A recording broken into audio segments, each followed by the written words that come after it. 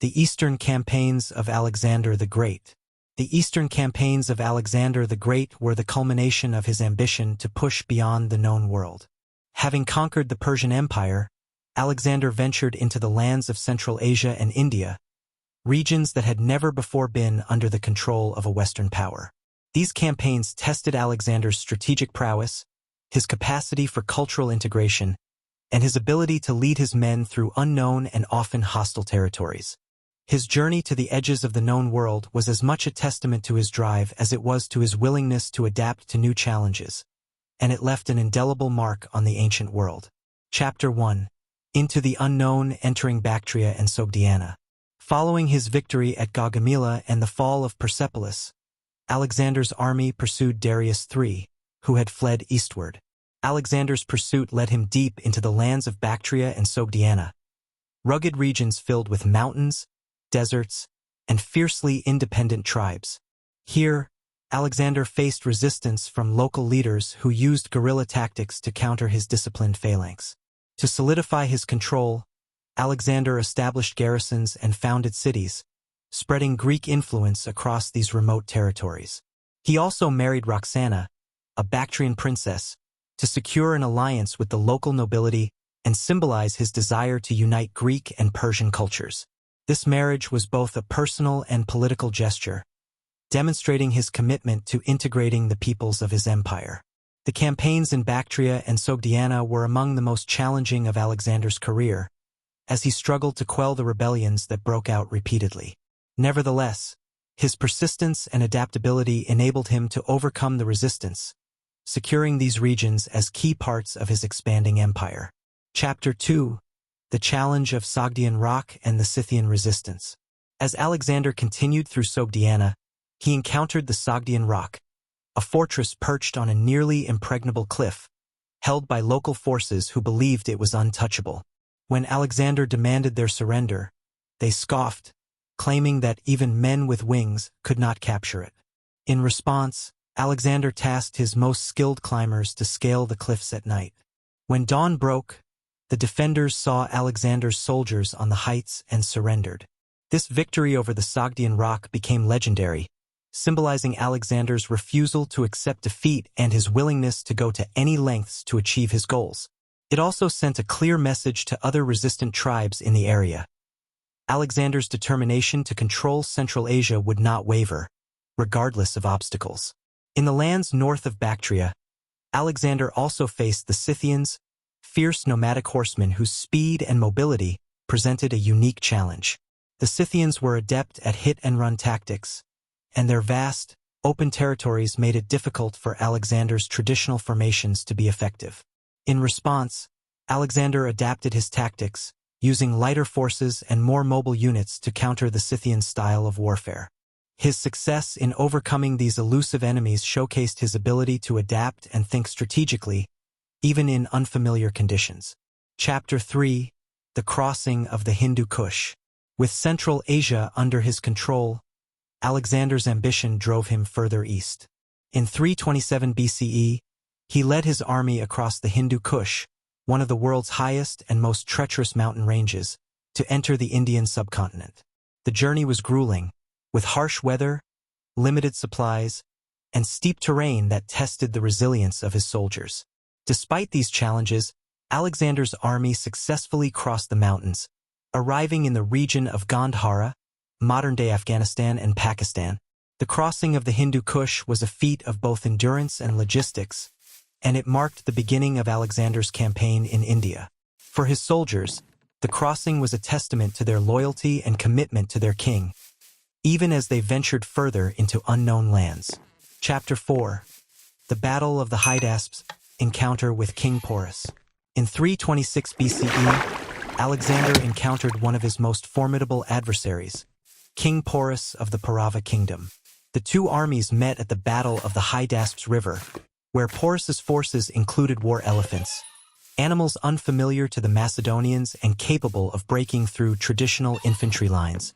The battle took place during the monsoon season, with the swollen river adding a challenging obstacle. In a daring nighttime maneuver, Alexander led a portion of his army across the river upstream, surprising Porus and forcing him into an open field battle. Despite the fearsome elephants, Alexander's tactical brilliance prevailed, and his forces managed to isolate and neutralize Porus's troops. Impressed by Porus's bravery and resilience, Alexander reinstated him as a regional ally, granting him rule over his kingdom as a vassal. This act of respect and diplomacy won him the loyalty of the Indian king and solidified his presence in the region. The Battle of the Hydaspes was one of Alexander's most challenging and costly victories, but it opened the door to India and showed his soldiers that their leader was undeterred by the exotic challenges they encountered. Chapter 5: The Limits of Conquest, Reaching the Beas River. Following his victory at the Hydaspes, Alexander planned to march further east, driven by his ambition to explore the lands beyond the Indus and potentially reach the Ganges. However, his soldiers, weary from years of constant campaigning, had reached their breaking point. The tropical climate, unfamiliar terrain, and unending battles had taken a toll, and his men longed to return to their families and homeland. At the banks of the Beas River, Alexander's army mutinied, refusing to march further. Despite his persuasive appeals and promises of wealth and glory, his men remained steadfast in their refusal. Realizing that his dream of reaching the ends of the known world would not be possible without the support of his men, Alexander reluctantly agreed to turn back. This moment marked the easternmost limit of Alexander's conquests, as he accepted that even his ambition had boundaries. Chapter 6: The Return Journey and the Gadrosian Desert. The journey back from India took Alexander and his army along the southern route through the Gadrosian Desert, a harsh and unforgiving landscape. Alexander chose this path to prove his resilience and demonstrate his ability to endure the same hardships as his men. But the crossing proved deadly. Extreme heat, lack of water, and scarce supplies decimated his army, and many soldiers perished in the desert. The Gadrosian crossing tested the loyalty of Alexander's remaining troops and underscored the price of his ambition. By the time they reached Babylon, his army was exhausted, and the hardships of the campaign had strained their allegiance. The desert crossing symbolized both Alexander's relentless drive and the toll it had taken on his men. Chapter 7: Consolidation of the Eastern Territories. Upon his return to Babylon in 324 BCE, Alexander focused on consolidating his eastern territories and implementing his vision of a unified empire. He introduced policies encouraging cultural integration, including marriages between his Macedonian officers and Persian noblewomen, aimed at fostering loyalty and creating a new ruling class that embodied both Greek and Eastern traditions. Alexander also established administrative centers and introduced Greek education, language, and practices in his eastern territories, promoting a shared cultural identity across his empire. His integration policies met with resistance from some of his Macedonian officers, who felt their king was abandoning Macedonian customs. Nevertheless, Alexander remained committed to his vision, believing that the blending of cultures was essential for the stability of his vast empire. Chapter 8: The Final Days and Unfulfilled Dreams. In 323 BCE, while preparing for further campaigns, Alexander fell ill in Babylon. After several days of fever, he died at the age of 32, leaving his empire without a clear successor. His death marked the end of his eastern campaigns, and his generals, known as the Diadochi, soon divided his empire into separate kingdoms. Though his empire fractured, the impact of his conquests endured. Alexander's eastern campaigns had brought Greek culture, philosophy, and political ideas to regions that had never before encountered them. His efforts to create a unified, multicultural empire left a legacy of Hellenistic influence that would shape the ancient world for centuries to come. Epilogue: The Legacy of the Eastern Campaigns. The Eastern campaigns of Alexander the Great transformed the cultural and political landscape of Central Asia and India. The cities he founded, including Alexandria Escape, Alexandria the Farthest, in modern-day Tajikistan, became centers of Greek culture and influence, facilitating trade, intellectual exchange, and the spread of Hellenistic ideals.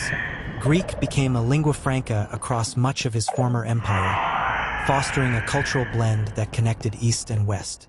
The legacy of Alexander's eastern campaigns extended beyond the reach of his empire.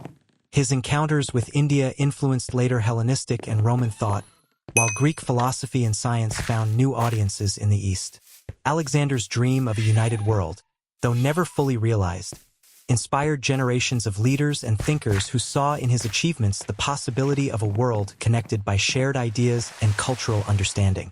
In the end, Alexander's Eastern campaigns were not only about conquest but about exploration, integration, and the pursuit of knowledge. His journey to the edge of the known world remains a symbol of the human drive to explore, understand, and connect with distant lands and cultures. Alexander's Eastern legacy lives on, reminding us of the power of ambition and the enduring impact of a vision that reaches beyond borders.